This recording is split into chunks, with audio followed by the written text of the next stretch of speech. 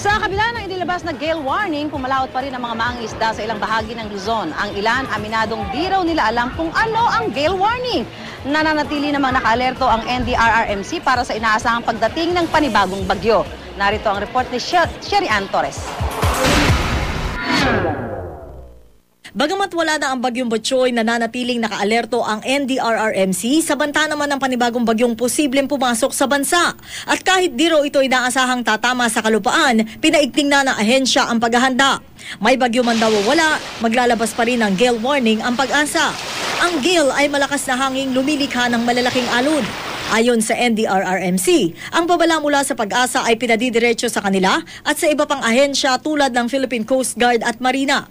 Responsibilidad naman ng lokal na pamahalaan na magbigay ng babala sa mga mangingisda sa mga fishing village na walang Coast Guard.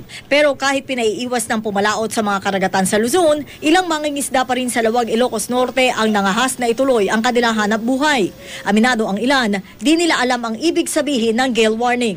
Alam lang namin sir, pag may bagyo, huwag ka nang pumalaot. Pero depende naman sa sir, nakikita naman nila yung kung paano yung panahon . Marami rin naman ang minabuting ipagpaliban muna ang pangingisda para sa kanilang kaligtasan. Pero umaasa silang bubuti na ang panahon para muling makapaghanap buhay. Sa Batangas, desidido rin ang mga mangingisda na pumalaot. Katwiran ng ilan, sa kasanayan daw sa trabaho, alam naman nila kung kailan dapat iwasan ng dagat. Unang-una na, yan ang pangunahing hanap buhay ng mga taga rito. Pantawid gutom, ika nga. Delikado kung sa delikado, pero sanayin lang siguro. Sanay na kami sa ganyang katagat. Bakas naman ang hagupit ang bagyong Butchoy sa barangay Pasungol sa Santa Ilocos Sur. Isang seawall ang nawasak dahil sa hampas na malalaking alon. Nasira rin ang basketball court doon.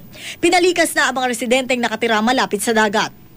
Sherry Ann Torres, GMA News.